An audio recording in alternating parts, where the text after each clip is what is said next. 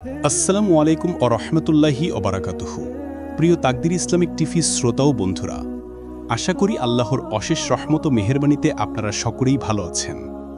তাকদির Islamic টিভির পরিবেশনায় আজকের গল্প আমৃত্যু ভালোবাসি তোকে, আর আমি আছি আপনাদের সাথে মোহাম্মদ আলী। গল্পটি লিখেছেন সালমা চৌধুরী, ভিডিও এডিটিং করেছেন JR জাহিদ।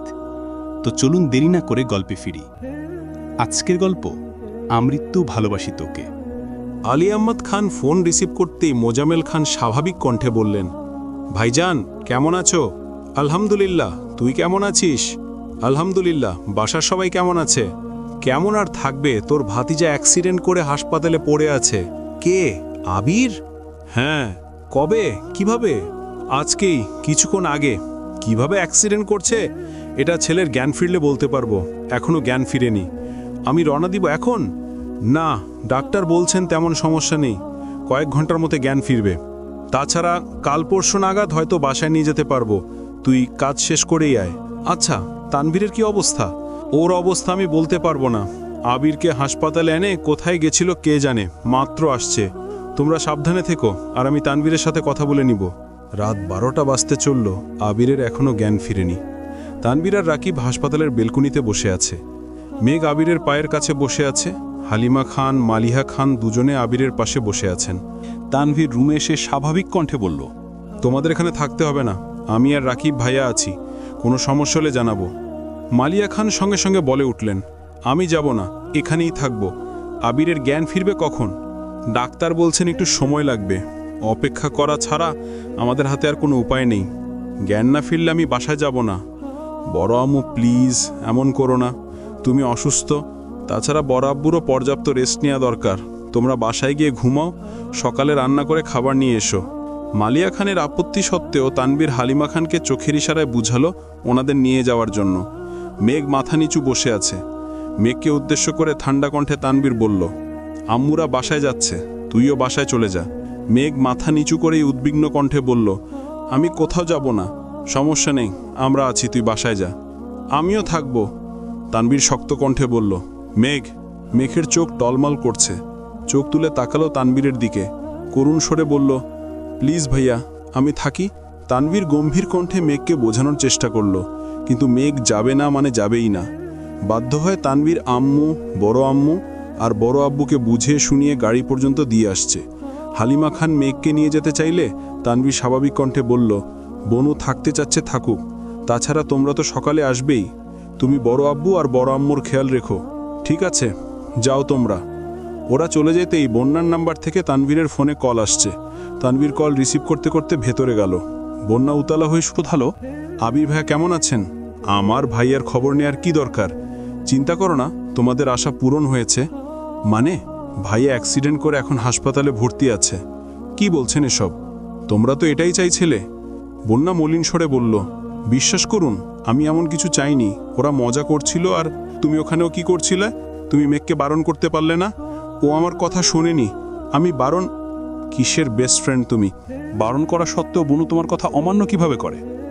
বন্যা আস্তে করে বলল, মেঘ কোথায় আছে? ওকে একটু দেয়া যাবে? কি দরকার? কথা যখন মানাতেই পারোনি, তাহলে এখন আর কথা বলতে হবে না। একটু দরকার ছিল। কি দরকার আমায় বলো। মিনহাজ আর তামিমকে ফোনে পাচ্ছি না, ওদের সাথে মেহের কথা হয়েছে কিনা জানতাম। মিনহাজ আর তামিম যেখানে থাকার সেখানেই আছে, বনুর সাথে কথা হয়নি। শান্তি মানে কি করেছেন ওদের? যা করার তাই করেছি। আগামী 3 দিন তাদের কোনো খোঁজ পাবে না। কি বলছেন কি এসব? কি করেছেন ওদের? ওরা কোথায়? ওদের প্রতি ভীষণ দরদ দেখা যাচ্ছে। তোমার যদি দুদিনেই বন্ধুত্বের সম্পর্কের প্রতি দরদ উথলায় পড়ে, তাহলে ভাবো ওদের জন্য আমার ভাই অ্যাক্সিডেন্ট করছে, যেই ভাইয়ার সাথে আমার রক্তের সম্পর্ক। ভাইয়া আমার জীবনে বন্ধুর থেকেও কয়েক গুণ বেশি কিছু। ফার্দার যদি বন্ধুদের খোঁজ নিতে আমায় কল করেছো, তাহলে তোমার খবর আছে বলে রাখলাম। তানভীর কল কেটে মেঘের কাছে আসছে। মেঘ তখনও আবিরের পায়ের কাছেই বসেছিল। তানভীর রুমে এসে তপ্ত স্বরে বলল, তুই ভাইয়ার কাছে থাক, আমি আর রাকিব ভাইয়া বাহিরে আছি, কোনো ধরনের সমস্যা হলে ডাকিস। আচ্ছা। তানভীর রুমের লাইট অফ করে একটা ড্রিম লাইট জ্বালিয়ে দিয়ে যেতে নিয়ে আবার পিছন ফিরে তাকিয়ে বলল, দরজাটা ভেতর থেকে বন্ধ করে দে। তানভীর চলে যেতেই মেঘ এগিয়ে গিয়ে দরজা বন্ধ করে দিল। হালকা সবুজ রঙের আলোতে আবিরের মুখের পানে তাকিয়ে রইল মেঘ।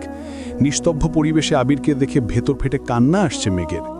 আচমকা আবিরের পাশে বসে আবিরের বুকের ওপর মাথা রেখে কাঁদতে শুরু করেছে।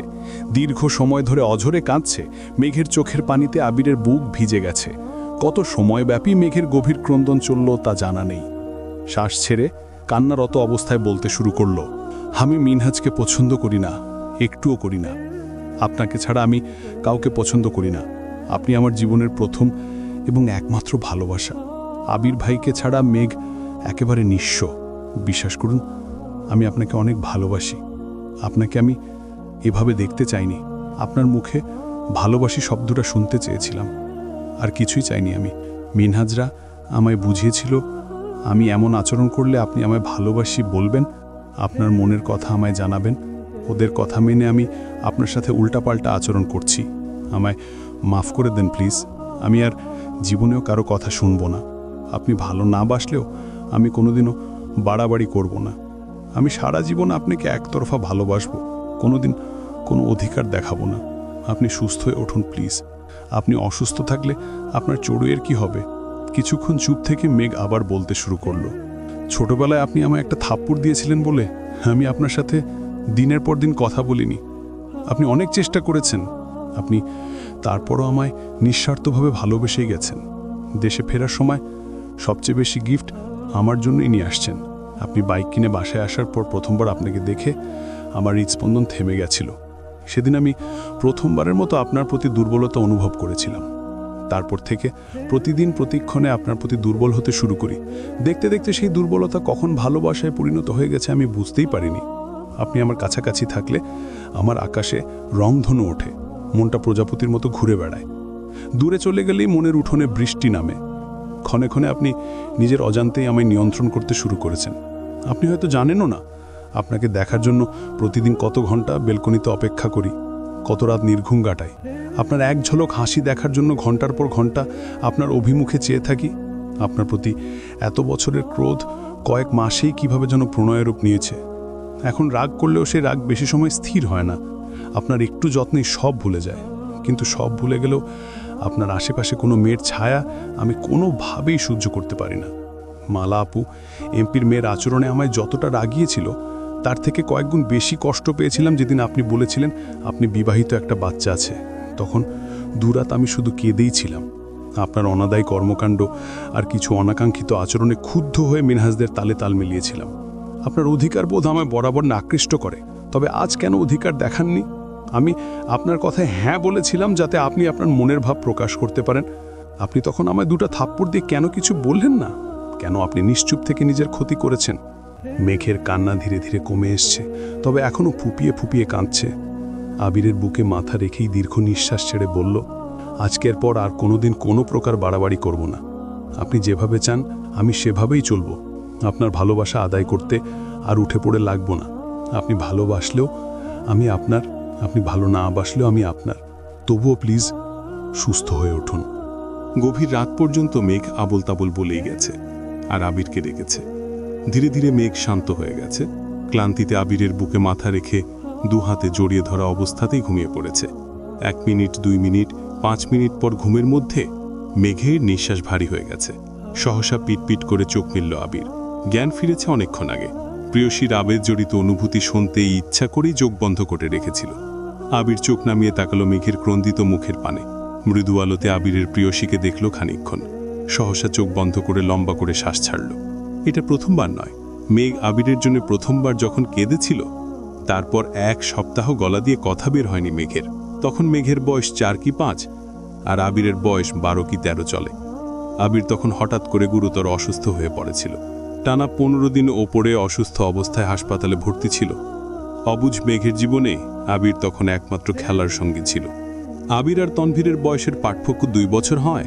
তানভীরের স্মৃতি আবিরের মাথায় ছিল না। তবে মেঘ জন্মের সময় আবির 7-8 বছরের ছিল বিদায় মোটামুটি বুঝত। প্রথম বোন হয় মেঘকে সর্বোচ্চ আদরে রেখেছে আবির। মেঘের আদো আদো কণ্ঠের ডাক এড়িয়ে খেলতে যাওয়ার সাধ্য ছিল না আবিরে। সারাক্ষণ বাড়িতেই মেঘের সঙ্গে খেলত। মেঘ ঘুমালে খেলতে বের হতো। 7-8 বছরের ছেলের চোখে মেঘ তখন বোন মানে বোনই ছিল। মেঘকে বোন ব্যতীত অন্য কোনো নজরে দেখেনি আবির। ধীরে ধীরে আবির মেঘ বড় হতে শুরু করেছে। আবিরের যত্নে মেঘ তখন থেকে আবিরের প্রতি উন্মাদ ছিল। শিশুদের যারা বেশি আদর করে তারা তাদের সঙ্গেই বেশি স্বাচ্ছন্দ্য বোধ করে। হঠাৎ আবিরের অসুস্থতা ছোট্ট মেঘের মনেও গভীর আঘাত দিয়েছিল। আবির হাসপাতালে থাকাকালীন মেঘকে কেউ নিয়ে যায়নি। 15 দিন পর আবিরের শারীরিক অবস্থা এতটাই দুর্বল হয়ে পড়ে যে ডাক্তার চিকিৎসা চালাতেও হিমশিম খাচ্ছিল। আবির কোনো কিছুতে রেসপন্স করছিল না। হার্টবিট একেবারে কমে গিয়েছিল। কোনো কারণে ব্রেইনে প্রেশার পড়েছিল। মৃত্যুর সময় অতি সন্নিকটে চলে আসছিল। ডাক্তার সঠিক রোগ ধরতে পারছিল না, কোনো চিকিৎসা চলছিল না। নিরুপায় হয়ে ডাক্তার বাড়িতে জানিয়েছিল আবির যদি নিজ থেকে রেসপন্স না করে তবে তাকে বাঁচানো সম্ভব হবে না। এই কথা শুনে বাড়ির সবাই হাসপাতালে হাজির হয়েছিল। সেদিন প্রথমবারের মতো ছোট্ট মেঘ আবিরের উপর উপুর হয়ে পড়ে কেঁদেছিল। কাঁদতে কাঁদতে মেঘ বলছিল, ভাইয়া উঠো, আমার সাথে খেলবে না? মালিহা খান কেঁদে বলেছিলেন, তোর ভাই হয়তো আর কোনোদিন তোর সাথে খেলতে পারবে না। ছোট্ট মেঘ তখনই হুঙ্কার দিয়ে উঠেছিল, চুপ করো, ভাইয়ের কিচ্ছু হবে না। আবিরকে শক্ত করে ঝাপটে ধরে আর্তনাদ করে বলেছিল, তোমার কিছু হলে আমার কি হবে? তুমি মরে গেলে কিন্তু আমিও মরে যাব। ভাইয়া উঠো, কথা বলো আমার সাথে। সবাই টেনেও মেঘকে আবিরের বুকের উপর থেকে উঠতে পারেনি। মেঘ কাঁদতে কাঁদতে একটা কথাই বারবার বলছিল, তুমি মরলে আমায় নিয়ে মরবা, আমি তোমাকে ছাড়া বাঁচব না, আমিও মরে যাব। মেঘের নিরন্তর কান্নায় হঠাৎ আবিরের জ্ঞান ফেরে। দীর্ঘশ্বাস ছেড়ে পিটপিট করে তাকাতেই একে একে চোখে পড়ে বাবা, মা, চাচ্চু, মামনির কান্নারত মুখমণ্ডল। সেই সাথে অনুভব করে পিচ্চি 2 হাতের স্পর্শ। আবিরের জ্ঞান ফেরায় সবাই যখন আবিরকে ডাকছিল, মেঘও 2 হাতে আবিরের দুগালে আলতোভাবে ধরে কাঁদতে কাঁদতে বলছি, ভাইয়া কথা বলো, ওরা বলছে তুমি নাকি মরে যাবে, তুমি একবার বলো তোমার কিছু হবে না। আবিরের কথা বলতে কষ্ট হচ্ছিল, তবুও মেঘের কান্না দেখে মেঘের হাতে স্পর্শ করে অনেক কষ্টে বলেছিল, আমার কিছু হবে না। আলী আহমদ খান দ্রুত গিয়ে ডাক্তার নিয়ে আসছিলেন। ডাক্তার আবারও পরীক্ষা নিরীক্ষা শুরু করেন। আবিরের হার্টবিট আগের তুলনায় বেড়েছে দেখে ডাক্তার পুনরায় চিকিৎসা শুরু করেছেন। সেই থেকে আরও প্রায় 7 দিন আবির হাসপাতালে ভর্তি ছিল। মেঘ একবারের জন্য বাসায় যায়নি। সারাক্ষণ আবিরের মাথার কাছে বসে থাকত। মেঘ ঘুমোলে বাসায় নিয়ে যাবে বলে আবিরকে জড়িয়ে ধরে ঘুমাতো। 7 দিন পর আবিরকে বাসায় নিয়ে আসছে। আবির আগের তুলনায় অনেকটাই সুস্থ হয়ে গিয়েছিল। বাসায় আসার পরও মেঘের আহ্লাদের কমতি ছিল না। সারাক্ষণ আবিরকে দেখত, আবির খেয়েছে কিনা, ওষুধ খেয়েছে কিনা, ঠিকমতো ঘুমোচ্ছে কিনা, সব নজর রাখাই যেন মেঘের একমাত্র দায়িত্ব ছিল। 12-13 বছর বয়সের কিশোরের মনে হঠাৎ করেই মেঘের প্রতি অন্যরকম অনুভূতি জন্মাতে শুরু করল। জন্মের পর থেকে 4-5 বছর বয়স পর্যন্ত যাকে বোনের নজরে দেখে এসেছে, হুট করেই তার প্রতি ভিন্ন এক টান অনুভব করতে শুরু করল। মেঘের আহ্লাদী কণ্ঠে বলা প্রতিটা কথা আবিরের হৃদয় ছুঁয়ে যেত। কিছুদিন পর আবির মোটামুটি সুস্থ হওয়ার পর একদিন সোফায় বসে টিভি দেখছিল। তখন মেঘ ছুটে এসে আবিরের পাশে বসতে বসতে বলছিল, ভাইয়া তুমি জানো তুমি সুস্থ হয়েছ কেন? কেন? আম্মুরা বলছে তুমি শুধু আমার জন্য সুস্থ হয়েছ। আমি কান্না করছিলাম বলেই আল্লাহ তোমাকে সুস্থ করে দিয়েছেন, বুঝলা? আবির মলিন হেসে বলেছিল, এখন আমার কি করতে হবে? তুমি সব সময় আমার সাথে খেলবা, আমায় ঘুরতে নিয়ে যাবে, আমাকে অনেক আদর করবা, আর কখনো আমায় ছেড়ে যেতে পারবা না। আবির সেদিন মেঘের হাতে হাত রেখে গুরুতরভাবে বলেছিল, আজ এই মুহূর্তে আবির মেঘকে কথা দিচ্ছে, আবির কোনোদিন তার মেঘকে ছাড়বে না। যাই হয়ে যাক না কেন, আবিরের প্রাণ মেঘেতেই সীমাবদ্ধ থাকবে। মেঘ বলেছিল, মনে থাকে যেন। আবির হেসে বলেছিল, তুই ভুলে গেলেও আমি কখনো ভুলব না। সেদিন থেকে আবিরের মন মেঘেতে আটকে গেছে। আবির মেঘের পানে মৃত্যুর দুয়ার থেকে ফিরে এসেছিল। মেঘের আহ্লাদী আবদার আবিরকে মেঘের প্রতি সিরিয়াস করেছিল। ধীরে ধীরে আবির বড় হতে শুরু করেছে। সেই সাথে মেঘের সাথে দূরত্ব বেড়েছে। মেঘও তার ছোটবেলার স্মৃতি ভুলতে শুরু করেছে। এত বছর পর আবিরের মেঘ দ্বিতীয়বারের মতো আবিরের অসুস্থতা এভাবে কাঁদছে। আবির গভীর ভাবনা শেষে চোখ মেলে তাকিয়ে আছে মেঘের অভিমুখে। মেঘ গভীর ঘুমে বিভোর হয়ে আছে।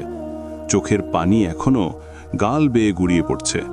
আবির বাম হাতে মেঘের গাল মুছে আলতো হাতে চুলগুলো ঠিক করে দিল। বাকি রাত আবিরের নির্ঘুম কেটেছে। আবিরের বুকে শুয়ে আছে আবিরের কাদম্বিনী। আবির অপলক দৃষ্টিতে ক্ষুদ্র আলোতে তার কাদম্বিনীকে দেখেই রাত কাটিয়ে দিয়েছে।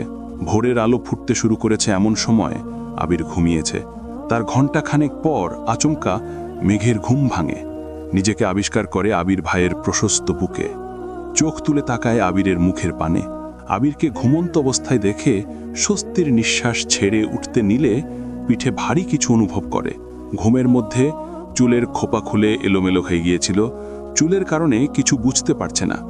ঘাড় ঘুরিয়ে আর চোখে তাকাতেই খেয়াল করল আবির বাম হাতে মেঘের পিঠ বরাবর শক্ত করে ধরে রাখেছে, যাতে ঘুমের মধ্যে মেঘ পুড়ে না যায়।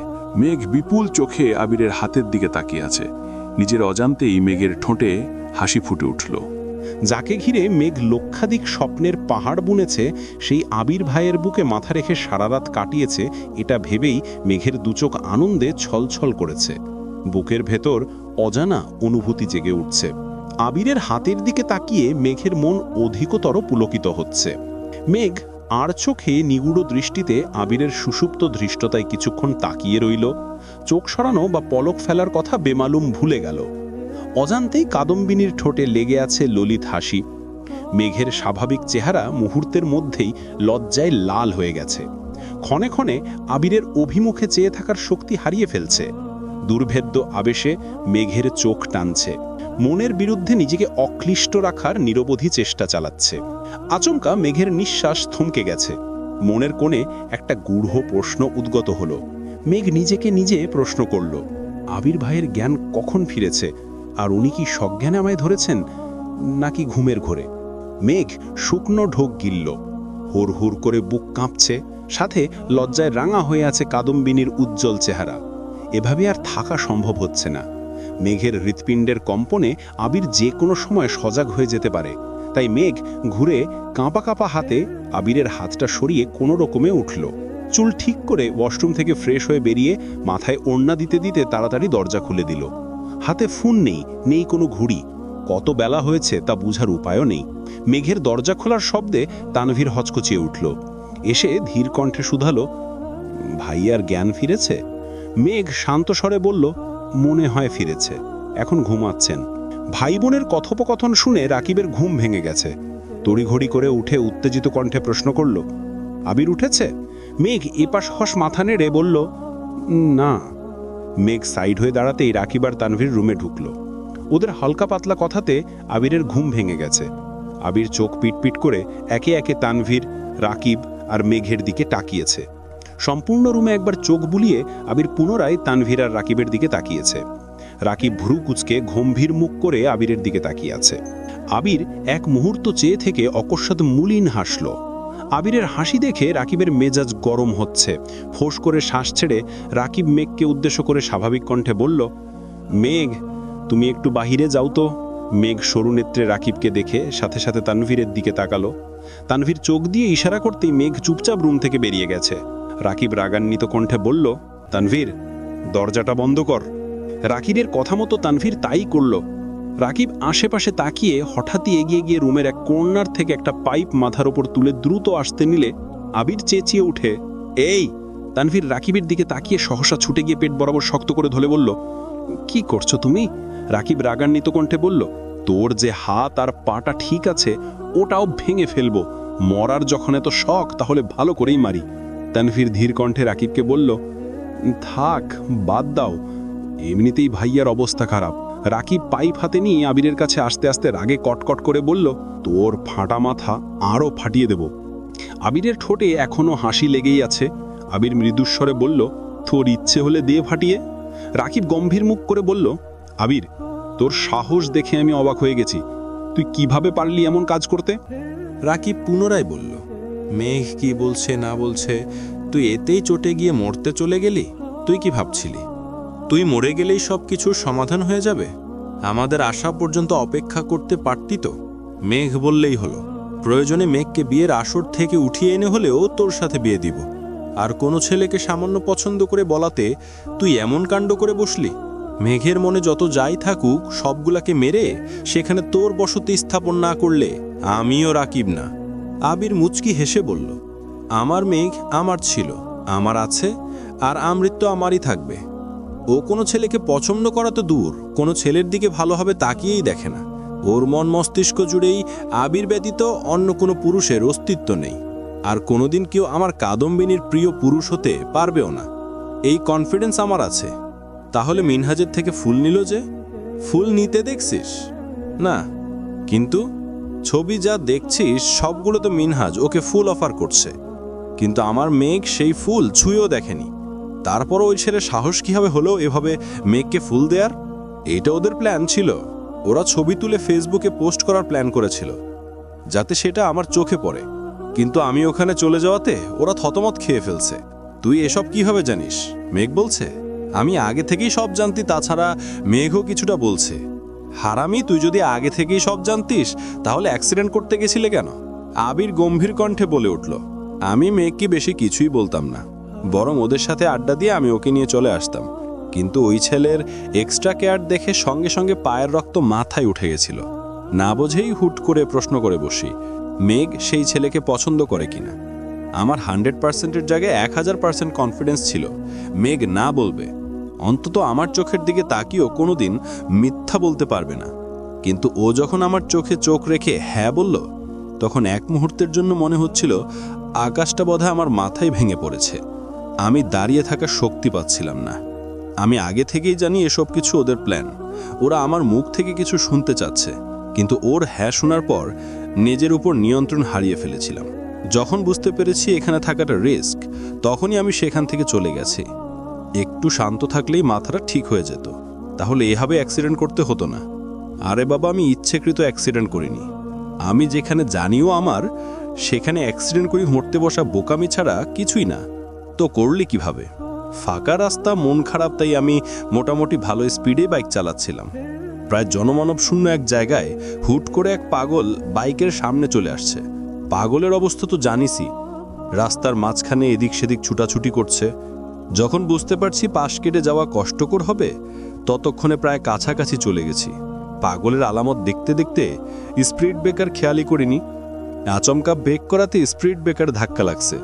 এমনিতেই মাথা ভর্তি দুশ্চিন্তা, ধাক্কা খাওয়ায় বাইক কন্ট্রোল করার কথা ভুলেই গেছিলাম। এরপর কি হয়েছে জানি না। তানভীর তপ্তস্বরে বলল, বড় আব্দুকাল বেশি কিছু বলেনি, আজকে তোমার খবরই আছে। আবির মলিন হেসে হঠাৎই শুকনো নেত্রে তানভীরের দিকে তাকিয়ে প্রশ্ন করল, তুই ওদের কিছু করিসনি তো? রাকিব হেসে বলল, বেশি কিছু করেনি, জাস্ট 2 দফায় হালকার উপর ঝাপসা আপ্যায়ন করেছে আর কি। আবির সূক্ষ্ম দৃষ্টিতে তাকিয়ে পুনরায় শুধালো, রাকিব যা বলছে সত্যি? কি করছিস তুই?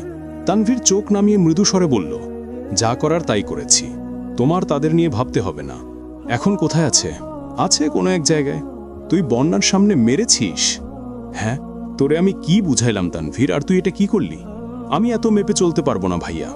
ওইটা পাবলিক প্লেস না হলে আর রাকিব ভাইয়ার আমায় না আটকালে গতকাল ওইখানে ওই ছেলেকে খুন করতাম। আবির শান্ত স্বরে বলল, যুদ্ধ হয় সমানে সমানে, ওরা যতই লাফালাফি করুক না কেন, তোর আমার কাছে ওরা এখনো অনেক ছোট। তানভীর ফুস করে শ্বাস ছেড়ে গম্ভীর কণ্ঠে বলল, ছোট হয়ে বড়দের মতো আচরণ করেছে, তাই আমিও আমার রূপ দেখিয়েছি। তোর আচরণে বন্যার তোর প্রতি বিদ্বেষ না চলে আসে। আসলে আসুক, আমার জীবনে আমার ভাই বোনের সামনে বাকি সবকিছু গুরুত্বহীন। সে যদি এতটাই ম্যাচিওর হয়, তাহলে আশা করি অবশ্যই বুঝবে। আবির টুকটাকি কথা বলে হঠাৎই গুরুতর কণ্ঠে বলল, আমার জানটা বাইরে একা আছে। তানভীর, দেখতো আমার ময়না পাখিটা কি করছে। রাকিব মৃদু হেসে বলল, এত পিরিত দেখাতে হবে না। তোর বাসর করার ইচ্ছে ছিল আমাদের জানাতি, সম্পূর্ণ অফিস সাজিয়ে প্রকাণ্ড আয়োজন করে তোদের বাসরের ব্যবস্থা করতাম। আবিরের চোখ উজ্জ্বলতায় ঝলমল করছে, মুখে লাজুক হাসি। তানভীর নিঃশব্দে হেসে পা বাড়াতেই রাকিব সহসা উত্তেজিত কণ্ঠে শুধালো, বাই দ্য ওয়ে, বাসর রাত কেমন কাটলো আবির? আবির ঠোঁটের কোণে হাসি রেখে উদাসীন কণ্ঠে বলল, ফুলের সুবাস ছাড়া বাসর রাতের সৌন্দর্য ফিকে মনে হচ্ছিল। ফুল দিয়ে সাজাতে পারলি না? রাকিব আবারও চেঁচে উঠল, বাস কইরে, বাস টান কেউ। তানভীর মেঘকে ডেকে নিয়ে আসছে। মেঘ নাকের ডগা পর্যন্ত ওড়না টেনে রেখেছে। মেঘ নুমে আসতে আবির আর চোখে মেঘের দিকে তাকিয়ে আছে, কিন্তু মেঘের দৃষ্টি নিচের দিকে। ঘুরে এসে কোনো রকমে আবিরের পায়ের কাছে মাথা নিচু করে বসল। তানভীর আর রাকিব নাস্তা আনতে বেরিয়ে গেছে। রুমে শুধু আবির আর মেঘ। আবির এক দৃষ্টিতে মেঘকে দেখছে। পাতলা ওড়নার আড়ালে মেঘের কুণ্ঠ অভিমুখে আবির নিষ্পলক চোখে তাকিয়ে আছে। তৎক্ষণাৎ রুমে আলী আহমদ খান সহ মালিহা খান এবং হালিমা খান ঢুকলেন।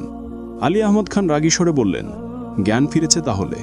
আবির খানিক হাসল, আর কিছুই বলল না। আলী আহমদ খান গুরুতর কণ্ঠে শুধালেন, তুমি কি ঠিকই করে নিয়েছো তোমার আম্মু আর আমাকে শান্তিতে থাকতে দিবে না?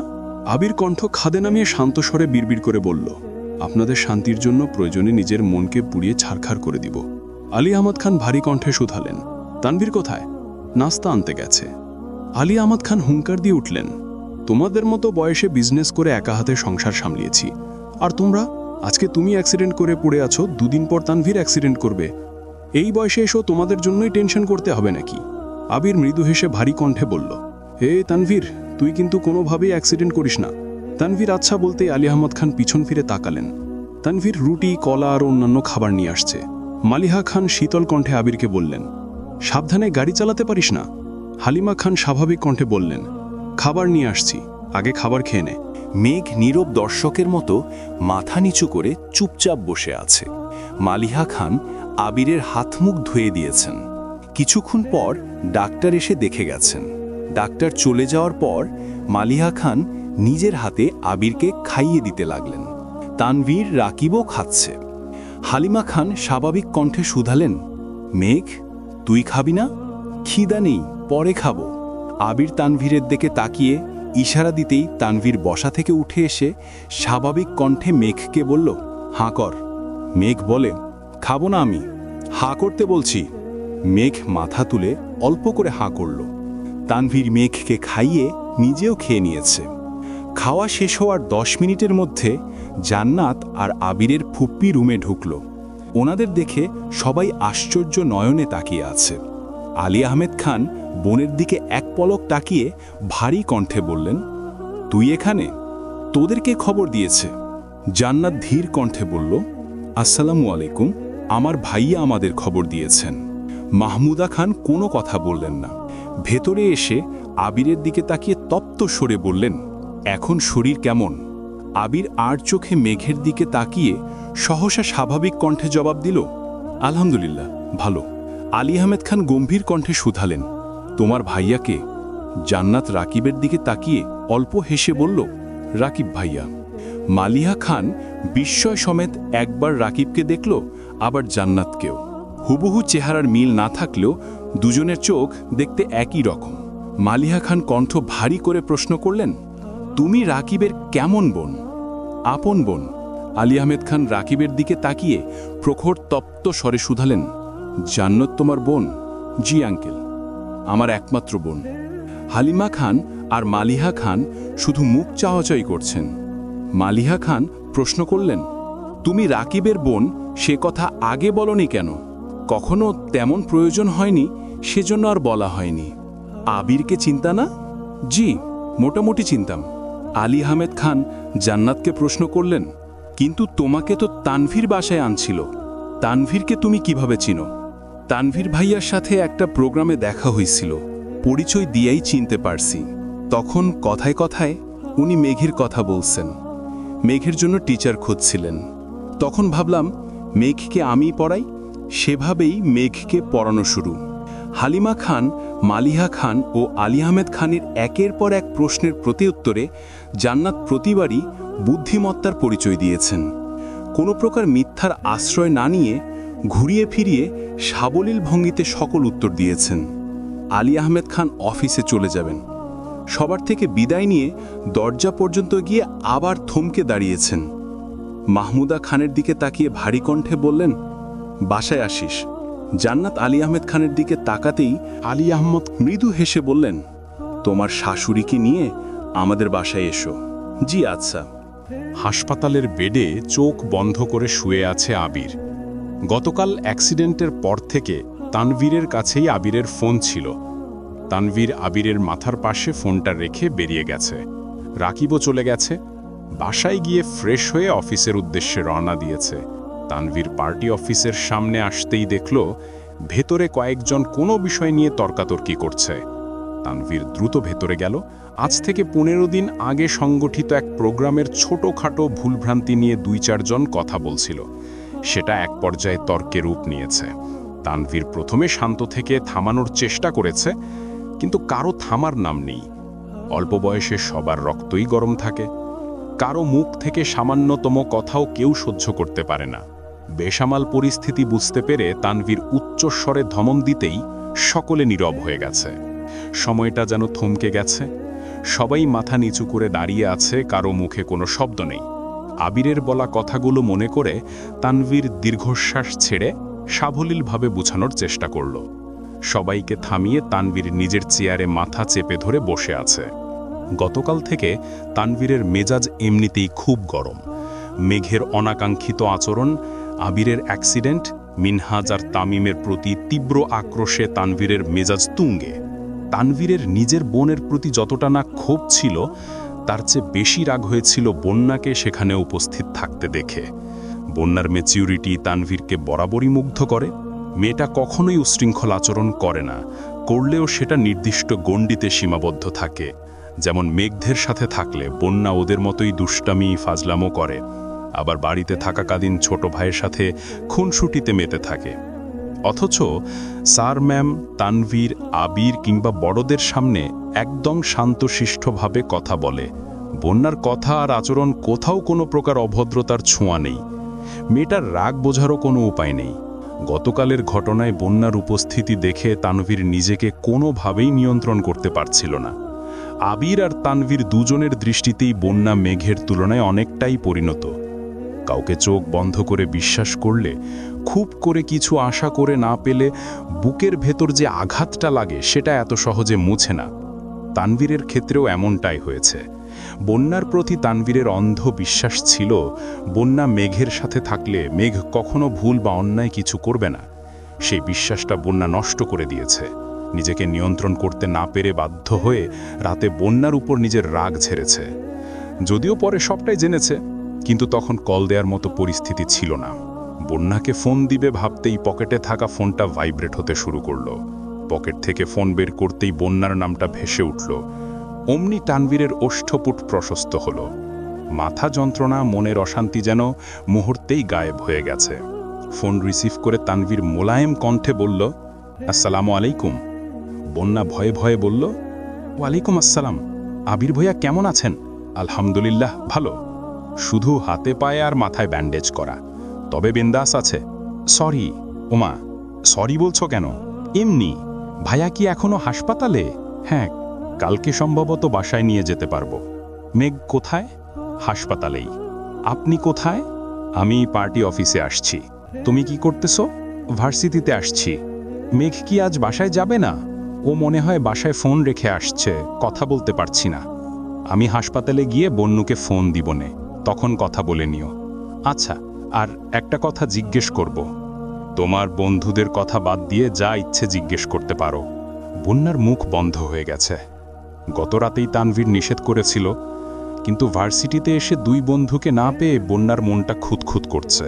তাই তানভীরকে জিজ্ঞেস করবে ভেবেছিল, অথচ তানভীর আগের থেকেই সাবধান করে ফেলছে। বন্যা ধীর কণ্ঠে বলল, আচ্ছা রাখি এখন। কি যেন জিজ্ঞেস করতে চাইছিলে? কিছু না, ভালো থাকবেন। তানভীর মুচকি হেসে বলল, তুমিও ভালো থেকো, আর কোনো সমস্যা হলে জানিও। বন্যা কল কাটতে কাটতেই ঘুরতে মিলে আচমকা একটা ছেলের সঙ্গে ধাক্কা লাগতে যাচ্ছিল। ছেলেটা দ্রুত সরে গিয়ে ভারী কণ্ঠে বলল, এই যে খুকি, কানা নাকি, দেখে চলতে পারো না? বন্যা ফোন কানে নিয়েই চোখ তুলে তাকালো। ছেলেটা বেশ ফর্সা, বন্যার তুলনায় হাইট অনেকটাই বেশি। চোখে সাদা গ্লাস, চুলগুলো গুছানো, পরনের শার্ট, তার উপর অ্যাপ্রন। বন্যা ছেলেটার দিকে তাকিয়ে কপাল কুচকালো। ছেলেটা বিপুল চোখে বন্যার দিকে তাকিয়ে মুচকি হাসল। তানভীর ফোনের ওপাশ থেকে গম্ভীর কণ্ঠে শুধালো, কে ধমক দিয়েছে? বন্যা ঠান্ডা কণ্ঠে বলল, চিনি না, রাখছি এখন। ছেলেটা কয়েক মুহূর্ত স্থির থেকে বন্যার দিকে তাকিয়ে তাকিয়ে চলে যাচ্ছে। বন্যাও সূক্ষ্ম নেত্রে ছেলেটার দিকে তাকিয়ে আছে। ছেলেটার চাল চলনের হঠাৎ পরিবর্তন দেখে বন্যার মনে খটকা লাগছে। তাছাড়া বন্যা যেখানে দাঁড়িয়েছিল সেখান দিয়ে সচরাচর কেউ হাঁটা চলাও করে না। তবে ওই ছেলে কেন এদিকে আসবে? ছেলেটাকে দেখেই বোঝা যাচ্ছে ক্লাসের দিক থেকে সিনিয়র হবে, কিন্তু আগে কখনো এই ছেলেকে দেখেছে কিনা সেটা মনে করতে পারছে না। ছেলেটা অনেকটা দূরে চলে গেছে। বন্যাও আবারও ঘাড় ঘুরিয়ে তাকালো। বন্যার হঠাৎ মিনহাজের সঙ্গে প্রথম দেখার ঘটনা মনে পড়ে গেছে। মিনহাজ ইচ্ছেকৃত ধাক্কা দিতে এসে নিজেই যেমন ভাব নিয়েছিল, তেমনি এই ছেলেও নিজে অন্য রাস্তায় এসে আবার ধমক দিয়ে বসল। বন্যার এখন নিজের উপর বড্ড রাগ হচ্ছে। একটু আগে বিষয়টা খেয়াল করলে ছেলেটাকে অন্তত পক্ষে দুটা কথা বলতে পারত। তানভীর পুনরায় কল করছে। বন্যা কল রিসিভ করা মাত্রই তানভীর আতঙ্কিত কণ্ঠে শুধালো, কি হয়েছে? কে কি বলছে? তেমন কিছু না, সত্যি কথা বলো। আসবো আমি? আরে না, সত্যি কিছু হয়নি, আপনার আসতে হবে না। Are you sure? ইয়েস। ঠিক আছে, ক্লাস শেষ করে বাসায় চলে যেও। জি আচ্ছা, রাখছি। বন্যা কল কেটে আবারও তাকালো, ততক্ষণে ছেলেটা কোথায় যেন চলে গেছে। এর মধ্যে লিজার মিষ্টি এসে বন্যার মাথায় গাঁটটা মেরে উত্তেজিত কণ্ঠে প্রশ্ন করল, কিরে, তুইও কি লিফাত ভাইয়ার প্রেমে পড়ছিস? বন্যা কপাল কুচকে রাশভারী কণ্ঠে শুধালো, লিফাত ভাই আবার কে? লিজা হেসে উত্তর দিল, এই যে একটু আগে যার সাথে কথা বলছিলি, যার দিকে এইমাত্র তাকিয়েছিলি, তিনি হচ্ছেন লিফাত ভাইয়া, চতুর্থ বর্ষের কেমিস্ট্রি ডিপার্টমেন্টের ফার্স্ট বয়। উনি যে কত মেয়ের ক্রাশ তার কোনো হিসেব নেই, এমনকি আমারও ক্রাশ। তা কি কথা বলছিলি রে? বন্যা রেগে বলল, কোনো কথাই বলিনি, তোর ক্রাশের সাথে কথা বলতে আমার বইয়ে গেছে। আর একটা কথা, তোর ক্রাশের ক্যারেক্টারের সমস্যা আছে, বুঝলি? লিজা দাঁতে দাঁত চেপে কটকট করে বলল, তুই আমার ক্রাশকে নিয়ে একদম বাজে কথা বলবি না, বলতে চাইও না, এমনকি তোদের সাথেও কথা বলতে চাই না, বাই। বন্যা ক্লাসে চলে গেছে, বন্যার পিছু পিছু মিষ্টি আর লিজাও ছুটছে। এদিকে আলী আহমেদ খান চলে যাওয়ার পর আরও 2-3 ঘন্টা মাহমুদা খান হাসপাতালে ছিলেন, আবিরকে যতটা সম্ভব বুঝিয়েছেন। মালিহা খান আজ কম বেশি কথা বলেছেন, হালিমা খানের সাথেও পরিচিত হয়েছেন। প্রায় 1টার দিকে ওনারা বাসার উদ্দেশ্যে চলে গেছেন। মালিহা খান আর হালিমা খান দুজনেই বাসায় যাওয়ার জন্য বলেছেন, কিন্তু প্রত্যুত্তরে মাহমুদা খান কিছুই বলেননি। এত বছরের দূরত্বের পর হুট করে ওই বাড়িতে চলে যাওয়া ওনার কাছেও স্বাভাবিক বিষয় না। এই বাড়ির সাথে জড়ানো আবেগগুলো কেমন যেন শক্ত পাথরে মুড়িয়ে আছে। সেই পাথর না গললে স্বাভাবিক সম্পর্ক গড়ে ওঠা অসম্ভব ব্যাপার। আলী আহমেদ খান মুখরক্ষার খাতিরে বোনকে বাসায় যেতে বললেও দুই ভাবি খুব আন্তরিকতার সহিত বাসায় যাওয়ার জন্য বলেছেন। দুপুরের পরপরই ইকবাল খান, আকলিমা খান, মিম আদি হাসপাতালে আসছে। আবিরের অসুস্থতার কথা তানভীর বলতে চায়নি, তবে ইকবাল খান বারবার জোর করায় বাধ্য হয়ে বলেছেন। বলতে দেরি হলেও তাদের রওনা দিতে দেরি হয়নি। মিম আর আদি সারা রাস্তা কেঁদে কেঁদে এসেছে। আবিরের সাথে মিম খুব কম কথা বলে, হুটহাট দেখা না হলে মিম ইচ্ছেকৃত সামনেও পড়ে না, তবে ভাইয়ের প্রতি ভালোবাসার কোনো কমতি নেই তার। অন্যদিকে আদির আবদার করার একমাত্র জায়গা আবির। বাহিরে থাকাকালীন ও ভিডিও কল দিয়ে প্রতিনিয়ত বলতো, ভাইয়া এটা নিয়ে এসো, ওটা নিয়ে এসো, কবে আসবা? এখনও তাই করে। হাসপাতালে এসে আবিরের অবস্থা দেখে দুই ভাই বোনই থ মেরে গেছে। মাথায়, হাতে, পায়ে ব্যান্ডেজ দেখে আতকে উঠল। এমন অবস্থায় বাস্তবে কাউকে দেখেনি তারা, এই প্রথমবার আবিরকে দেখছে। আকলিমা খানও অনেক বেশি আতঙ্কিত হয়েছেন, আবিরকে দেখেই আর্তনাদ শুরু করেছেন। ইকবাল খান স্তব্ধ হয়ে দাঁড়িয়ে আছেন, কিছুই বলতে পারছেন না। ওনার চোখে ভেসে উঠেছে বহু বছর আগে আলী আহমেদ খানের অ্যাক্সিডেন্টের পরের দৃশ্য। তখন আলী আহমেদ খান অ্যাক্সিডেন্ট করে প্রায় 6 মাস বিছানায় ছিলেন। একই রূপে নিজের ভাইপোকে কখনো দেখতে হবে এটা ইকবাল খান কখনো কল্পনাই করেননি। ইকবাল খান তাড়াতাড়ি আবিরের রিপোর্ট চেক করতে লাগলেন হাত পায়ের অবস্থা বোঝার জন্য।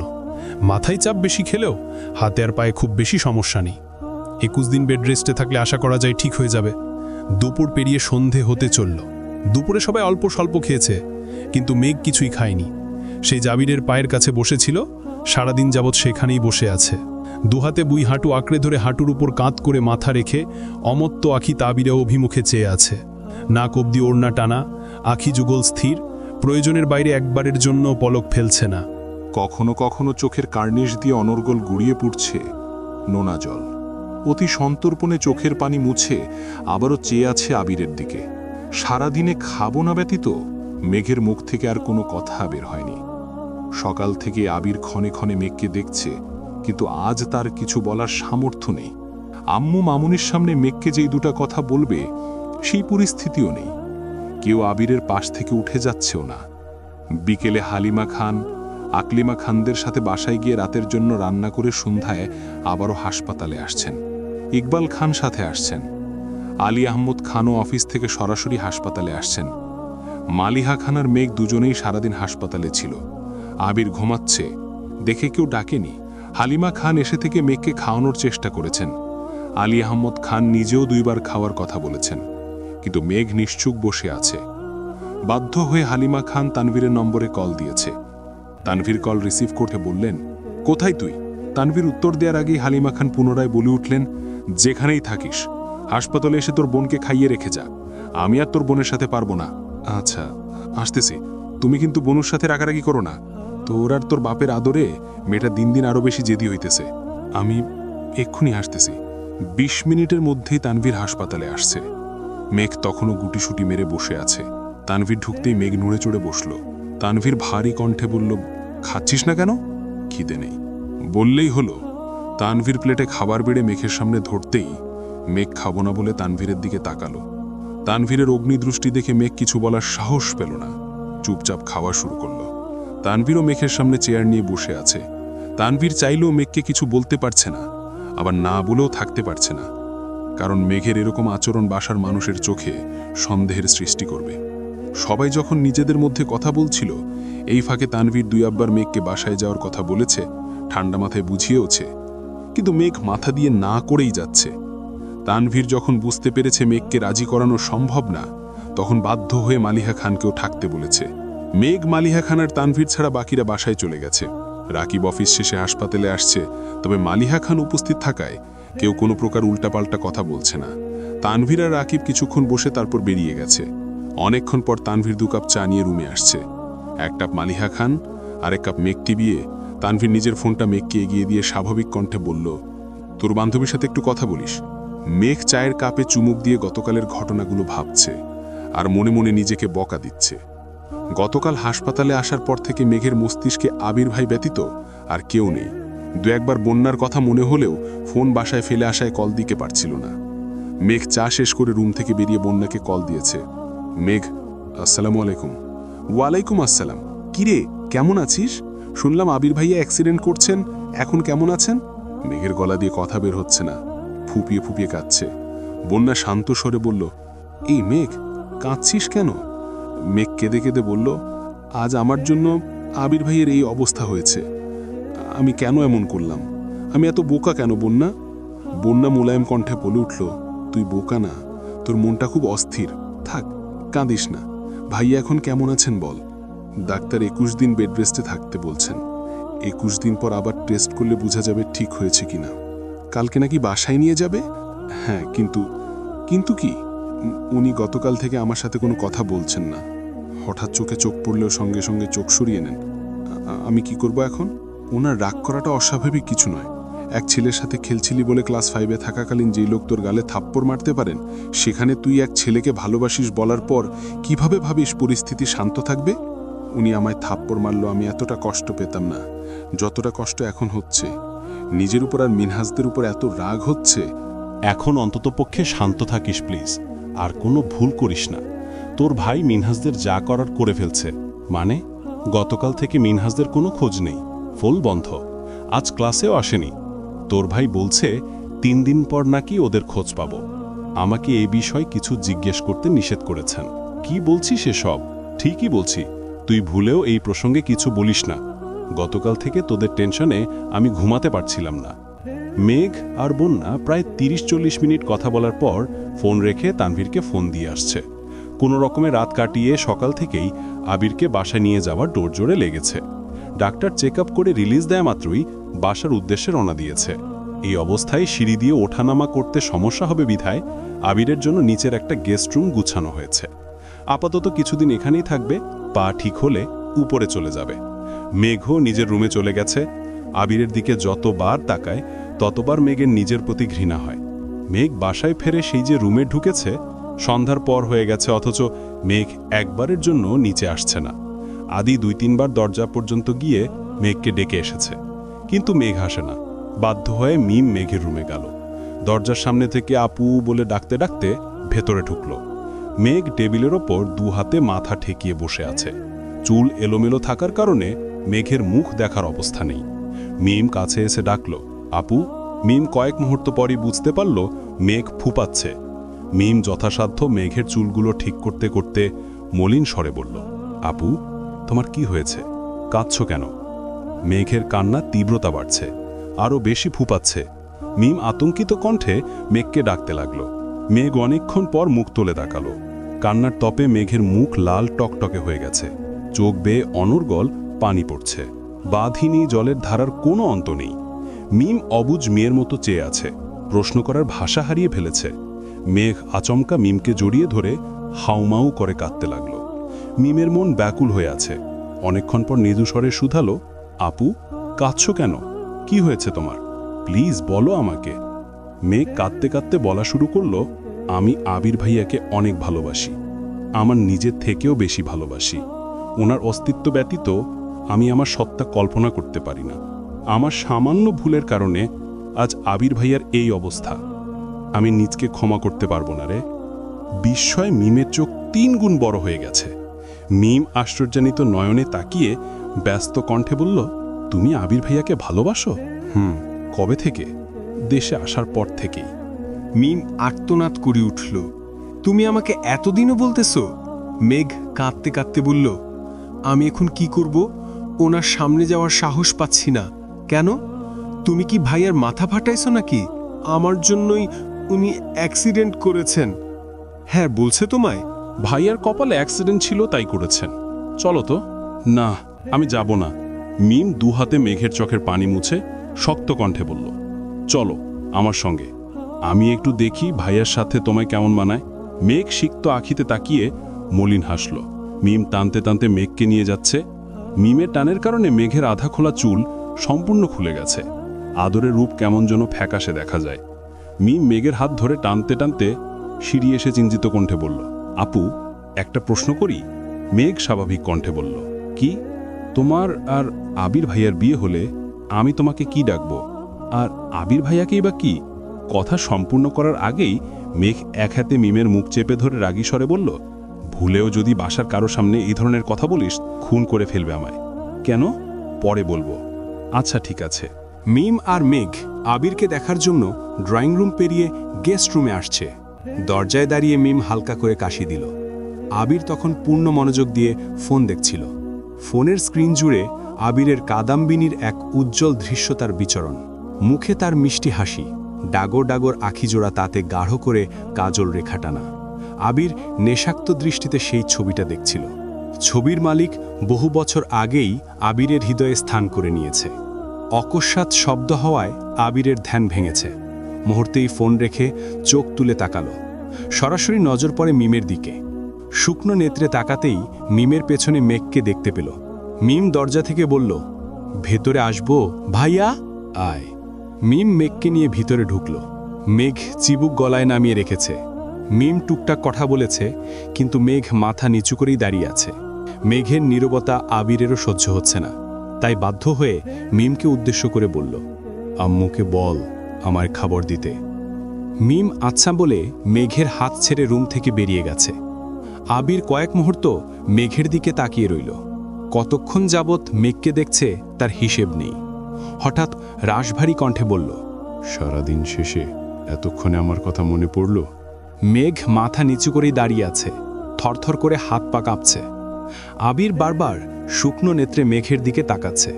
হঠাৎ মোলায়েম কণ্ঠে শুধালো, কি হয়েছে তোর?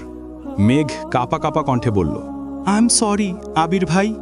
সরি কেন? আপনার এই অবস্থার জন্য আমিই দায়ী। আবির চোখ ঘুরিয়ে এদিক সেদিক তাকিয়ে ঠাট্টার স্বরে বলল, কেন? তুই পেতনি সেজে আমাকে ধাক্কা মারছিলি নাকি? আবিরের এমন কথা শুনে মেঘ সহসা চোখ তুলে তাকালো।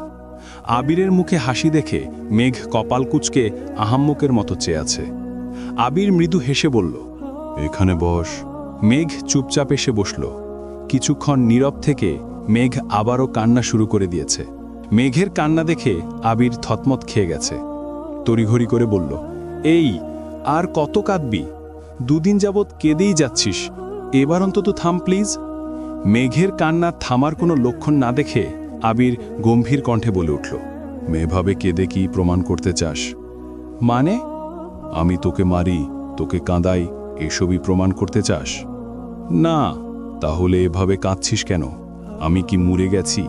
মেঘ সঙ্গে সঙ্গে আবিরের মুখ চেপে ধরে হুঙ্কার দিয়ে উঠল, আপনাকে সাবধান করে দিচ্ছি, মরার কথা কখনো মুখে নেবেন না। আবির আলতোভাবে মুখে রাখা মেঘের হাতের উপর হাত রেখে হাতটা কিছুটা সরিয়ে ঠোঁটে হাসি রেখে বলল, আর তুই যে এভাবে কাঁদছিস সে বেলায়? মেঘ কাঁদতে কাঁদতে আবারও বলতে শুরু করল, আমি ভুল করেছি, আমায় মাফ করে দেন প্লিজ। আমি আর কখনো এমন কাজ করব না। মিনহাজদের সঙ্গে আর কখনো কথা বলবো না, কারো সাথেই মিশবো না। আবির রাগান্বিত কণ্ঠে বলল, ভুল তুই না, বরং আমি করেছি। আমার সেদিন বড় ভাইয়ের দায়িত্ব পালন করা উচিত ছিল। মেঘ চিৎকার করে উঠল, মানে? আমার উচিত ছিল সামনে দাঁড়িয়ে মিনহাজের প্রপোজ করার স্টাইলটা দেখা, তাকে সাপোর্ট করা। আমার আসলে ওইভাবে রিয়্যাক্ট করা ঠিক হয়নি। সরি। আমি সুস্থ হলে তাকে বলিস আবার তোকে প্রপোজ করতে। জীবনেও না, আমি আর কথাই বলবো না। আর আপনি প্লিজ আজে বাজে কথা বলবেন না। এমন সময় মিম খাবার নিয়ে ভিতরে ঢুকল। আবিরের হাতে মেঘের হাত দেখে মিম জোরে গলা খাকারি দিয়ে, আমি কি আসতে পারি? আবির তড়িঘড় করে মেঘের হাত ছেড়ে দিল।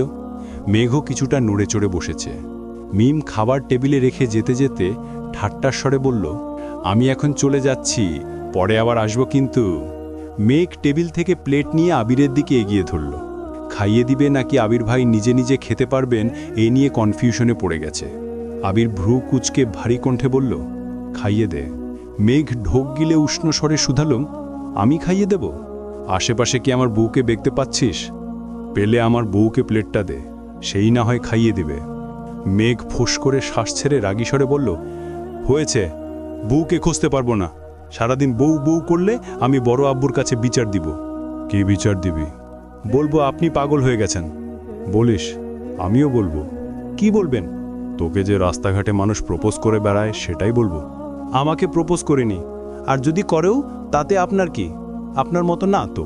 আপনি যে গোপনে বউ বাচ্চা রেখেছেন, তার মানে আমার বউ বাচ্চা আছে এটা তুই মেনে নিচ্ছিস? না, জীবনেও মানব না। আবির হেসে বলল, এখন কি খাওয়াবেন? মেঘ আবিরকে মুখে তুলে খাইয়ে দিচ্ছে। ফাঁকে ফাঁকে আবির ফুপ্পির বিষয় নিয়ে টুকিটাকি কথা বলেছে। এখন বাসায় আনলে ঠিক হবে কি না, কিভাবে আনবে সেসব বিষয়েই কথা বলেছে। মেঘের খাওয়ানো শেষে চলে যেতে নিলে মিম আবারও ছুটে আসছে। মিটিমিটি হেসে বলল, এত তাড়াতাড়ি খাওয়ানো শেষ? মেঘ মিমের মাথায় গাঁটটা মেরে রাগী স্বরে বলল, রুমে চল, তোর ঠোঁট দুটা সেলাই করতে হবে। মিম হেসে আবিরকে উদ্দেশ্য করে বলল, ভাইয়া এখন ঘুমাও তুমি, আমরা চলে যাচ্ছি। মেঘরা যাওয়ার কিছুক্ষণ পর আলী আহমদ খান আবিরকে দেখতে রুমে আসছেন। সাথে মালিহা খানও এসেছেন। আবির আলী আহমদ খানকে উদ্দেশ্য করে বলল, আব্বু একটা কথা বলবো। বলো। আপনি কি ফুপ্পিকে বাসায় আনতে চাচ্ছেন? আমি আসতে বলেছি, তার ইচ্ছা হলে আসবে। এভাবে বললে ফুপি কোনোদিনও আসবে না। ভুলে যাবেন না উনি আপনারই বোন। আপনি যদি সত্যিই চান ফুপ্পি বাসায় আসুক, তাহলে ফোন দিয়ে ভালোভাবে দাওয়াত দেন। ফুপ্পিদের বাসা সবাইকে নিয়ে আসতে বলুন। আর যদি না চান তবে ভবিষ্যতে মুখ রক্ষার্থে কখনো দাওয়াত দেবেন না প্লিজ। আলী আহমদ খান গুরুভার কণ্ঠে বললেন, তোমার ফুপ্পিকে আসতে বলেছি, প্রয়োজনে আবার বলবো, কিন্তু তোমার ফুপাকে কিছু বলতে বলো না আমায়। এই একটা মানুষের জন্য আমার পরিবারটা ধ্বংস হয়ে গেছে, তাকে কখনো ক্ষমা করতে পারবো না আমি। মালিহা খান ঠান্ডা কণ্ঠে বললেন, আর কতদিন মনের ভেতর বিদ্বেষ পুষে রাখবেন? এবার অন্তত সবকিছু ঠিক করে নেন। আমি কি নিজে থেকে সব ভুলে ওই লোকের সাথে কথা বলি? আবির তপ্ত স্বরে বলল, না, মনের বিরুদ্ধে আপনাকে কিছু করতে বলছি না। আপনি ফুপ্পিকে সত্যি বাসায় আনতে চাইলে ফুপ্পিকে কল দিয়ে ভালো মন্দ কথা বলে দাওয়াত দিবেন, বাসার সবাইকে নিয়ে আসতে বলবেন, এটুকুই। আমার কাছে ওদের কারো নাম্বার নেই, নাম্বার আমি সংগ্রহ করে দিচ্ছি। আচ্ছা ঠিক আছে, দিও। সকালবেলা খাবার টেবিলে আবির আর মোজাম্মেল খান ব্যতীত সবাই উপস্থিত। আলী আহমদ খান খাবার শেষ করে স্বাভাবিক কণ্ঠে শুধালেন, তোমাদের ফুপ্পিকে বাসায় দাওয়াত দিতে চাচ্ছি, এই ব্যাপারে তোমাদের কোনো মতামত থাকলে বলতে পারো। মেঘ খুশিতে গদগদ হয়ে বলল, কোনো মতামত নেই, ফুপ্পি আসলেই হবে। তানভীরের সরল স্বীকারোক্তি, আপনার বোনকে আপনি বাসায় আনতে চাচ্ছেন, এ ব্যাপারে আমাদের মতামতের থেকেও আপনাদের মতামতটা বেশি গুরুত্বপূর্ণ। আব্বু, আপনি, কাকামণি, প্রয়োজনে আম্মুরা আছেন, ওনাদের সাথে কথা বলে আপনারা যা সিদ্ধান্ত নেয়ার নিতে পারেন। আমরা আমাদের মতো সিদ্ধান্ত নিয়েছি। তাছাড়া তোমার আব্বু আজ আসবে, আবশ্যকতায় আবার আলোচনা করব, কিন্তু আমার কথা হচ্ছে তারা আসলে তোমরা তাদের সাথে কেমন আচরণ করবে। তানভীর মৃদু হেসে বলল, সে বিষয়ে আপনার টেনশন করতে হবে না। আমি, আমার বোনেরা কিংবা আদি, ওনাদের মনে আঘাত দেওয়ার মতো কোনো প্রকার খারাপ আচরণ করব না। আপনার এবং এই বাড়ির সম্মান রক্ষার্থে আমরা আমাদের সর্বোচ্চ চেষ্টা করব। মিমার আদিও তানভীরের সঙ্গে তাল মেলালো। মিমার আদিকে মেঘ অনেকদিন আগে থেকেই ফুপ্পির কথা বলছে, ফুপাতো ভাই বোনদের কথাও বলেছে। তাদের সাথে পরিচিত হতে মিমার আদিও খুব এক্সাইটেড। মোজাম্মেল খান দুপুরের পরপর বাসায় আসছেন, এসে সরাসরি আবিরের রুমে চলে গেছেন।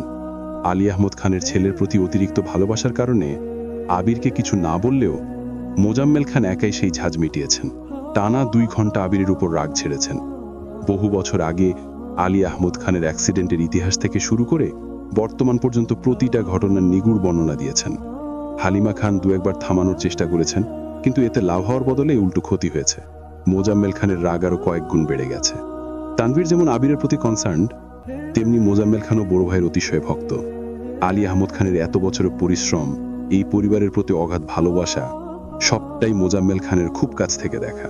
আবির আর তানভীর দুজনের ছন্নছাড়া আচরণে আলী আহমদ খান আর মোজাম্মেল খান দুজনে অনেক বেশি চিন্তিত। কাজের চাপে আবিরের একটু সিরিয়াসনেস দেখা গেলেও তানভীর বরাবরই গা ছাড়া ভাবে চলে। তার উপর আবির ইচ্ছাকৃত তানভীরকে আরো বেশি আগলে রাখে, যা মোজাম্মেল খানের একেবারেই পছন্দ না। আবিরের পাশাপাশি তানভীরও যদি পূর্ণ মনোযোগ দিয়ে পারিবারিক ব্যবসাটা সামলাতো, তাহলে এতদিনে তাদের অবস্থান আরো উপরে থাকতো। একমাত্র ছেলের প্রতি মোজাম্মেল খানের ভালোবাসা যেমন আছে, তেমনি দুশ্চিন্তারও অন্ত নেই। আবির পড়াশোনায় ভালো, কাজেও খুব মনোযোগী, কিন্তু তানভীর সম্পূর্ণ উল্টো। বর্তমানে যা করছে তাতেও যদি গুরুত্ব না থাকে, তবে ছেলের ভবিষ্যৎ কি হবে সেই নিয়ে দুশ্চিন্তা করেন প্রতিনিয়ত। সবকিছুর বহিঃপ্রকাশ ঘটছে আজ আবিরের সামনে। আবির চুপচাপ মাথা নিচু করে চাচুর সব কথা শুনছে। আবির চাইলেও এখন কিছুই বলতে পারবে না। একটা কথা বলতে গেলে মোজাম্মেল খান আরো 10 কথা শোনাবেন, তার থেকে বরং চুপ থাকাই শ্রেয়। আবির নিজের মনকে বোঝাচ্ছে, আবির, আর যাই করিস না কেন, শ্বশুরের সাথে কখনো তেরামি করিস না। আবির, ধৈর্য রাখতে হবে। 2 ঘন্টা কেন, আরো 3 ঘন্টা বকলেও সহ্য করে নিতে হবে। শ্বশুরকে রাগালে বউকে আর নিজের করে পাবি না আবির। সো বি কেয়ারফুল আবির। এর মধ্যে মেঘ আবিরের জন্য 1 গ্লাস দুধ নিয়ে আসছে। আব্বুর রাগ দেখে মেঘের হাত পা ঠান্ডা হয়ে যাচ্ছে। দুধ নিয়ে ভেতরে আসবে নাকি চলে যাবেন বুঝতে পারছে না। চলে যাওয়ার জন্য 1 পা বাড়িয়ে আবারও দাঁড়িয়ে পড়ল। মেঘ মনে মনে আওড়ালো, আজ আমার জন্য আবির ভাইয়ের এ অবস্থা। আব্বু ওনাকে একা বকবেন কেন? আমিও তো বকা খাওয়ার অর্ধেক অংশীদার। মেঘ জিভ দিয়ে ঠোঁট ভিজিয়ে আবারও রুমের দিকে পা বাড়ালো। কারো উপস্থিতি বুঝতে পেরে মোজাম্মেল খান সঙ্গে সঙ্গে ঘাড় ঘুরিয়ে তাকালেন। মেঘের হাতে দুধের গ্লাস থরথর করে কাঁপছে। মেঘ অন্য হাত দিয়ে শক্ত করে গ্লাসটা ধরে রেখেছেন। মোজাম্মেল খান মেঘকে দেখে একটু থামলেন। ফোঁস করে শ্বাস ছেড়ে রাগী স্বরে বললেন, তারা অ্যাক্সিডেন্ট করে এক দিন 1 জন পড়ে থাকবে, আর ঘর গোষ্ঠী মিলে তাদের সেবা করবে। করো করো, আরো বেশি করে সেবা করো। দুধের সাথে আপেল, আঙ্গুর, কলাও নিয়ে আসতা। মেঘ একগাল হেসে বলল, সব রেডি করা আছে, দুধ খাওয়া শেষ হলেই ওইগুলা নিয়ে আসব। মোজাম্মেল খান তীব্র বিরক্তি আর বিদ্রুপের স্বরে কথাটা বলেছিলেন, অথচ মেঘ তা বুঝতে না পেরে উল্টো সাবলীল ভঙ্গিতে অচতুর স্বীকারোক্তি দিয়েছে। মেঘের উত্তর শুনে মোজাম্মেল খান কয়েক মুহূর্ত স্তব্ধ হয়ে রইলেন। মেঘ উত্তর দেওয়ার পর নিজেই কনফিউশনে পড়ে গেছে। আব্বু কি ঠাট্টা করলো নাকি সিরিয়াসলি বলছে এটাই বুঝতে পারছে না। আবির মেঘের অবস্থা দেখে মিটিমিটি হাসছে। মোজাম্মেল খান পুনরায় গম্ভীর কণ্ঠে আবিরকে উদ্দেশ্য কি যেন বলেছেন। মেঘ সে কথা বুঝেছে কি বুঝেনি কে জানে। কপাল উচকে গম্ভীর কণ্ঠে বিড়বিড় করে বলল, অ্যাক্সিডেন্টের কারণে যে পরিমাণ রক্ত শরীর বেরিয়েছে তা পূরণ করতে দুধ, ডিম, ফল খাওয়াবো না তো কি আপনার বকা খাওয়াবো? মোজাম্মেল খান মেঘকে শুধালেন, তানভীর কোথায়? মেঘের চোখ আবিরের দিকে পড়তেই দেখল আবির মাথা দিয়ে না করতেছে। মেঘ সহসা মাথা নিচু করে উত্তর দিল, জানি না। এর মধ্যে হালিমা খান ফল সাথে ডিম সিদ্ধ নিয়ে আসছেন। রুমে ঢুকতে ঢুকতে চড়া গলায় বললেন, তানভীর যেখানেই থাকুক, অন্তত এখন এখানে তাকে ডাকব না। 2 ঘন্টা যাবৎ ছেলেটাকে ইচ্ছে মতো কথা শোনাচ্ছেন। আর কত? আপনি এখন যান এখান থেকে, ফ্রেশ হয়ে আসুন, আপনাকে খেতে দিচ্ছি, আর ছেলেটাকেও শান্তিতে খেতে দিন। তানভীর ঘণ্টাখানেক আগেই বাসায় আসছে। আবিরের রুমে আসতেও চেয়েছিল, কিন্তু হালিমা খান বারণ করেছেন। মোজাম্মেল খানের সামনে আবির আর তানভীর দুজনেই গুরুতর আসামি। দোষ যেই করুক না কেন, শাস্তি দুজনেরই প্রাপ্য। হালিমা খানের উদ্বেল কণ্ঠের কথাবার্তা শুনে মোজাম্মেল খান আর কথা বাড়ালেন না, নিজের রুমের দিকে চলে গেলেন। হালিমা খান আবিরের কাছে ফলের প্লেটটা রেখে মেঘকে উদ্দেশ্য করি বললেন, তুই বরং এখানে থাক, আমি তোর আব্বুর জন্য খাবার রেডি করি।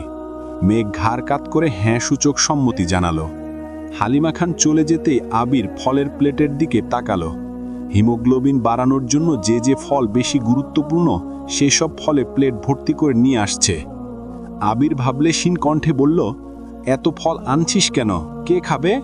আপনি খাবেন। এত ফল খাইয়ে একদিনে আমার শরীর ঠিক করার প্ল্যান করছিস নাকি? একদিনে না পারে কিছুদিনেই ঠিক করে ফেলবো ইনশাআল্লাহ। আবির সুস্থির কণ্ঠে বলল, এত খেটে পারবো না, যেটুকু পারবো সেটুকুই খাবো। মেঘ মুচকি মুচকি হাসছে।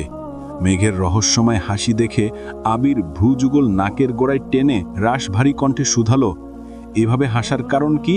মনের ভেতর কি চলছে? মেঘের মুচকি হাসি প্রখর হলো। বেশ কিছু সময় চলব মেঘের অবাধ হাসি। আবির বিস্তৃত আক্ষিতে চেয়ে আছে তার প্রিয়তমার দুটি নেত্রে। আজ কতদিন পর আবিরের প্রিয়তমার অকৃত্রিম হাসি দেখছে, যাতে নেই কোনো রকম কৃপণতা। দীর্ঘ সময়ের হাসির নিমিত্তে মেঘের চোখ দুটা টলমল করছে। গাঢ় কমলা রঙের একটা জামার সাথে সাদার মধ্যে হ্যান্ডপ্রিন্টের একটা ওড়না মেঘের গায়ে জড়ানো।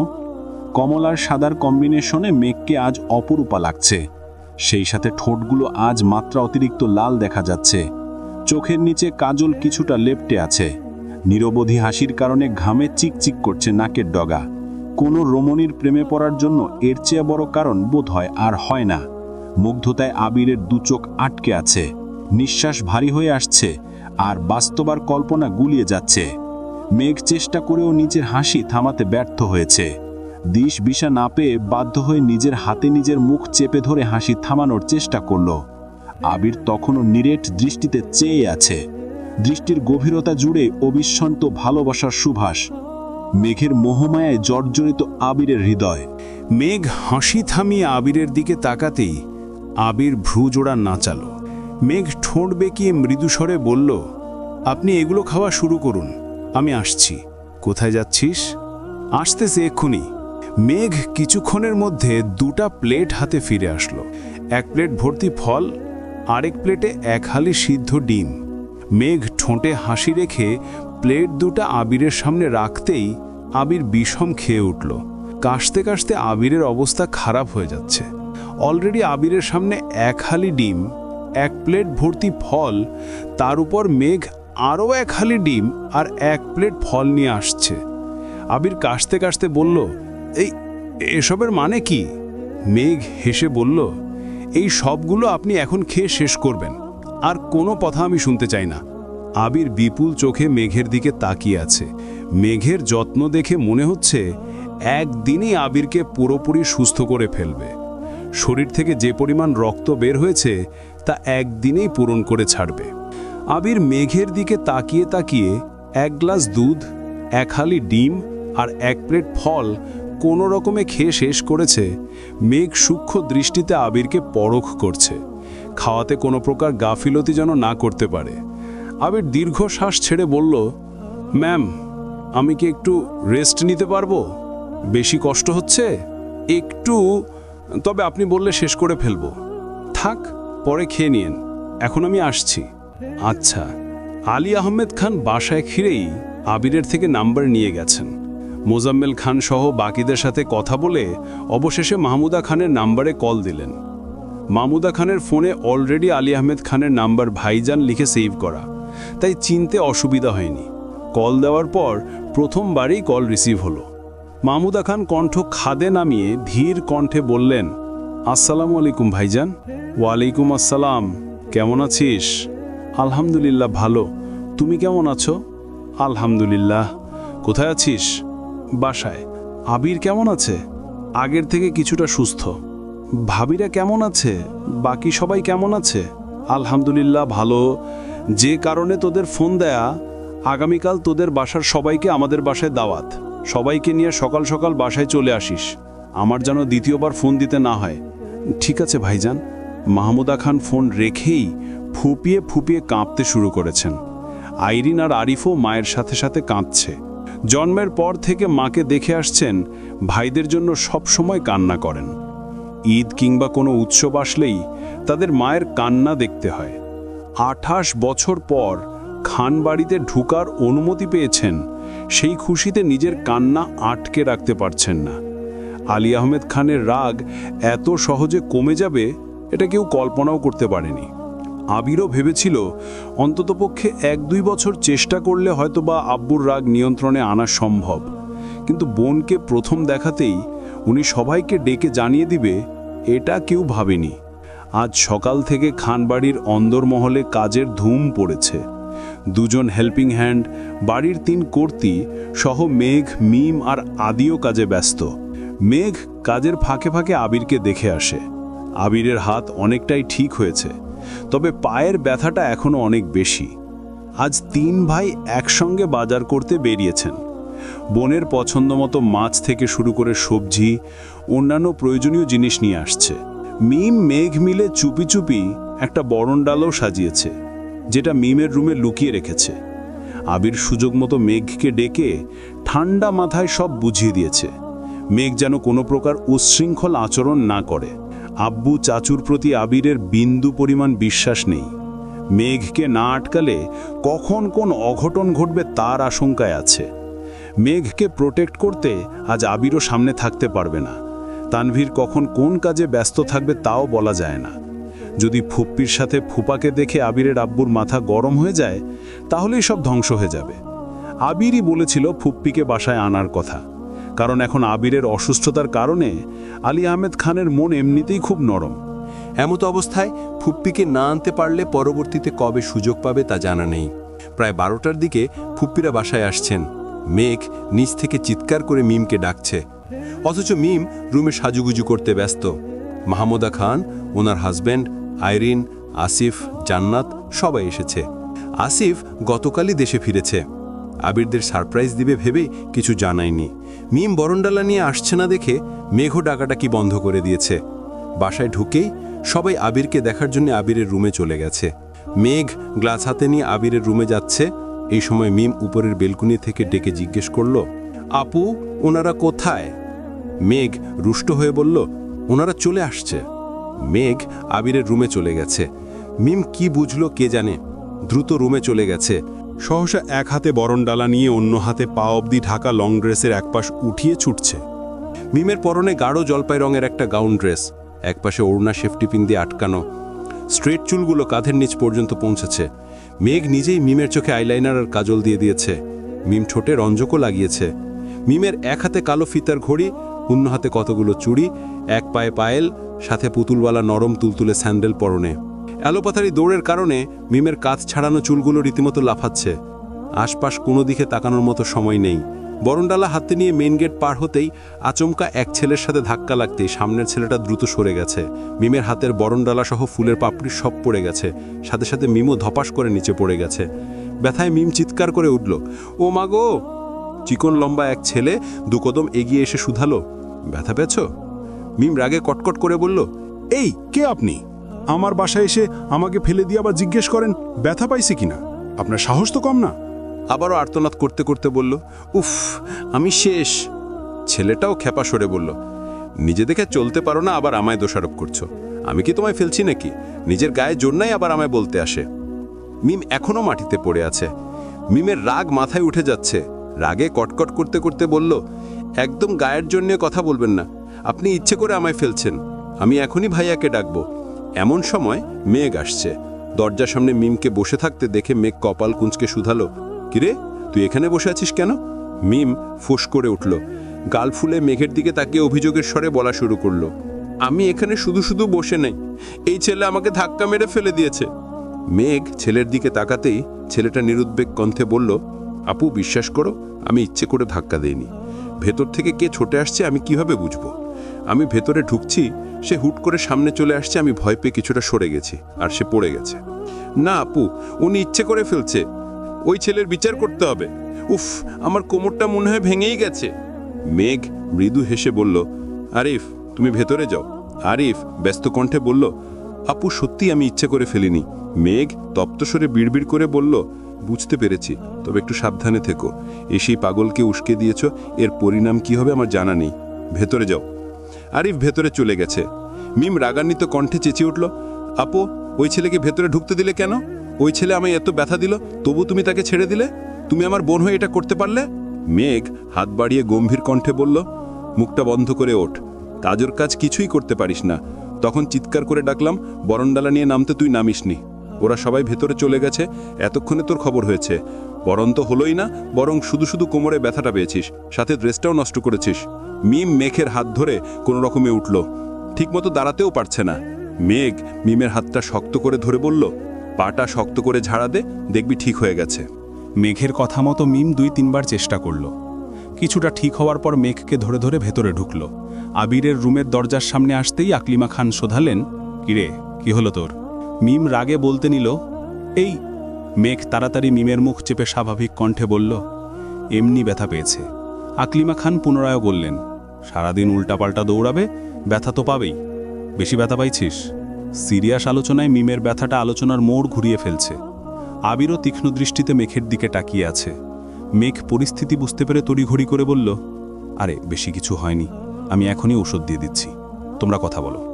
মেঘ মিমকে নিয়ে সেখান থেকে চলে গেছে। আবিরের রুমে আলী আহম্মদ খান ব্যতীত আর সবাই উপস্থিত। আলী আহম্মদ খান নিজের রুমেই বসে আছেন। বোনের প্রতি ক্রোধ কিছুটা কমলেও বোনের হাজব্যান্ডকে তিনি এখনও মন থেকে মানতে পারছেন না, তাই সামনেই আসছেন না। মোজাম্মেল খান, মালিহা খান, হালিমা খান আলোচনা করে মাহমুদা খান আর ওনার হাজব্যান্ডকে আলী আহম্মদ খানের রুমে পাঠাচ্ছেন। 28-30 বছরে গড়ে ওঠা অদম্য অন্তরাল ভাঙতে মাহমুদা খান এবং ওনার হাজব্যান্ড প্রয়োজনে আলী আহম্মদ খানের পায়েও ধরতে রাজি।